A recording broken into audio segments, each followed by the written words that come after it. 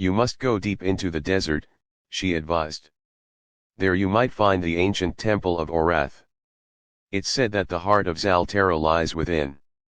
Determined, Lyra set off into the desert. She packed some food, water, and her small knife. As she walked, the sun blazed overhead, and the endless white salt stretched out in front of her. After hours of walking, she spotted a shadow on the horizon. It was a figure, a young boy about her age. He looked lost and scared. "Hey! Are you okay?" Lyra called out as she approached him. The boy, whose name was Ash, explained he had lost his way while searching for herbs. Lyra offered him water, and they decided to travel together. Ash had a kind heart, and together they shared stories of their villages and dreams of adventure. As night fell, the desert glowed under the moonlight. Lyra put the stone outside, hoping it would help guide them. Suddenly, the stone shone brighter.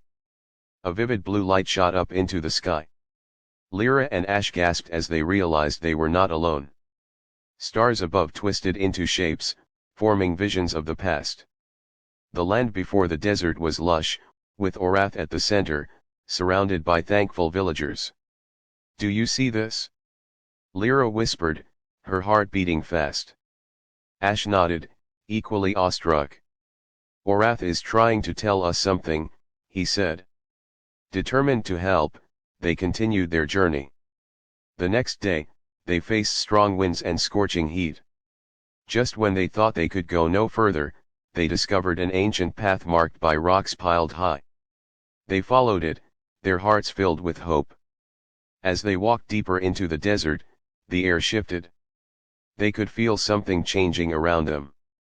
The earth began to shake gently, and suddenly, they reached a hidden valley surrounded by tall cliffs. There, in the center was a grand temple made of sand and stone, half buried by the desert. The temple was beautiful, with intricate carvings of plants and animals. But it looked abandoned, as if it had been forgotten too. Together, Lyra and Ash stepped inside. The interior was dark and quiet, except for the sound of their footsteps echoing on the stone floor. In the center of the temple lay a massive stone altar, covered in dust. Lyra placed the small stone she found on the altar. Instantly, a warm light filled the room. The air felt electric as the energy swirled around them. The carvings on the walls began to glow, and the whispering voice returned. "Awaken me, faithful ones," it called. Lyra and Ash grasped each other's hands tightly. "What do we do?" Lyra asked, her voice trembling. "Let's believe," Ash said firmly. Together, they closed their eyes and began to speak words of praise for Orath, recalling the stories they had heard. They promised to spread his legacy and beliefs to their people. As they spoke, the light grew brighter, filling the entire temple. Slowly, a figure began to form before them. A tall, radiant being appeared, surrounded by a mist of colorful vines and flowers. It was Orath, the forgotten deity, returning to life. "Thank you, brave children," he said, his voice powerful yet gentle. "You have awakened me from my slumber. The land has been dry, but with your belief, it can be healed." With a wave of his hand, the temple vibrated with energy. Lyra and Ash stared in wonder as the walls transformed, showing images of the lands flourishing once again. Hints of green creeped into their surroundings, and the salty air twisted with the scent of fresh earth. But before they could ask anything more, Orath spoke again. "You must go back. Share my stories, and bring belief to the hearts of your people. Only then can Zaltera be reborn." With a nod, Lyra and Ash promised they would. As they left the temple, the world around them had already started to change. The dead salt desert was alive with whispers of growth, and everywhere they looked, hope filled the air. The journey back home was different. The sun still shone bright, but the air was cooler, hinting at a change yet to come. When they finally reached their village, Lyra and Ash began to gather the people around. They spoke of Orath, the forgotten deity, and how they had awakened him. As belief sparked in their hearts, the once dead landscape began to show signs of life. The villagers listened, their eyes wide with wonder. Orath was no longer forgotten but celebrated, and together, they promised never to lose faith again. Zaltera would rise, turning from a dead salt desert to a vibrant land of life and hope once more. Under the cracked, white crust of the salt wind desert, where the sun beat down like a hammer on an anvil, something stirred. Not sand, not wind, but something ancient, something forgotten. It was the deity, Atla, whose name had been whispered in hushed tones before time itself had a name. Atla had slept for eons, her essence woven into the very fabric of the desert. She had been a goddess of life, of growth, of the sweet water that nourished the land. But the people, in their greed, had taken too much. They had drained the rivers, poisoned the earth, and turned their backs on the natural world. Atla, heartbroken, had withdrawn, letting the land wither and fade into the desolate expanse it was now. Now, a flicker of awareness returned. A tremor ran through the salt, a ripple in the stagnant air. Atla felt the sun's harsh glare, the dryness that bit at her essence. She was weak, diminished, but not gone. On the surface, a small band of travelers struggled across the desert. They were scavengers, led by a grizzled old woman named Maya. Her face was a roadmap of wrinkles etched by the sun and wind, and her eyes held the wisdom of a lifetime spent in the harshest of lands. With her were three others, Kai, a young man eager to prove himself, Illyra, a quiet woman with an uncanny knowledge of plants, and Ronan, a strong, silent brute whose loyalty was unquestionable.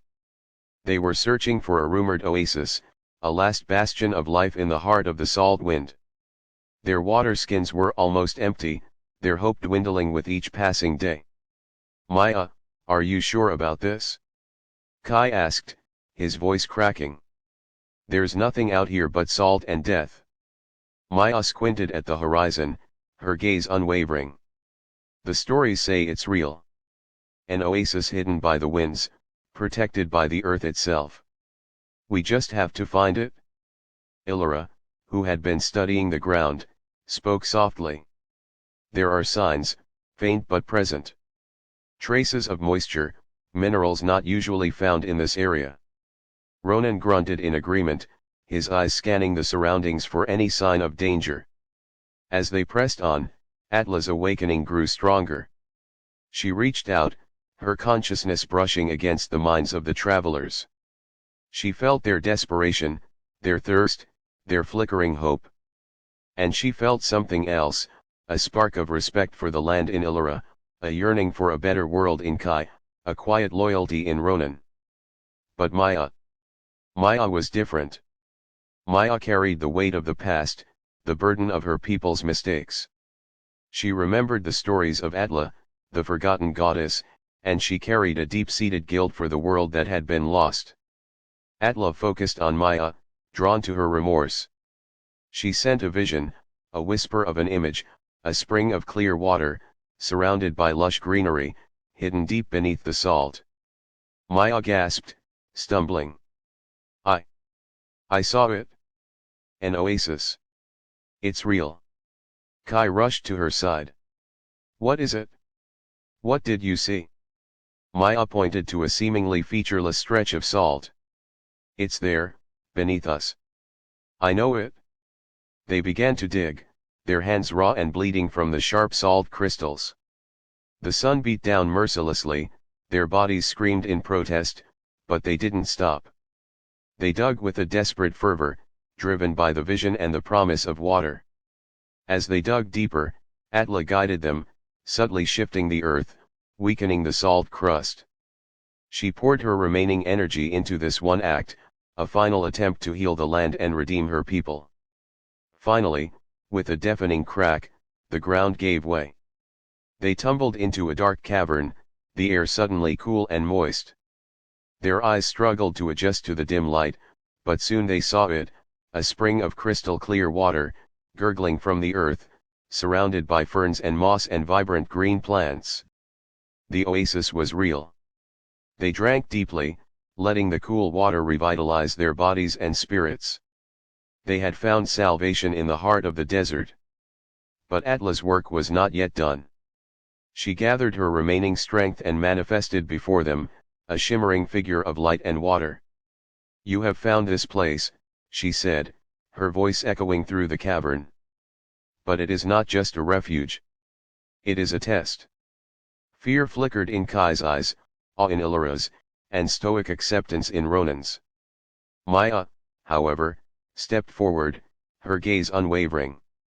"We know of you, Atla," she said, her voice filled with reverence and regret.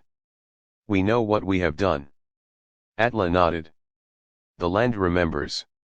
The earth holds the scars of your greed. But it is not too late to heal." She looked at each of them, her gaze penetrating their souls. "This oasis is a gift, a chance to start anew. But it will only flourish if you protect it, if you respect the balance of nature. You must become its guardians, its stewards. Can you do this?" Kai, emboldened, stepped forward. "We can. We will learn from the mistakes of the past. We will protect this place, and we will teach others to do the same." Illyra nodded in agreement, her eyes shining with determination. "We will study the plants, the water, the earth. We will understand how to live in harmony with this land." Ronan simply nodded, his presence a silent promise of unwavering loyalty.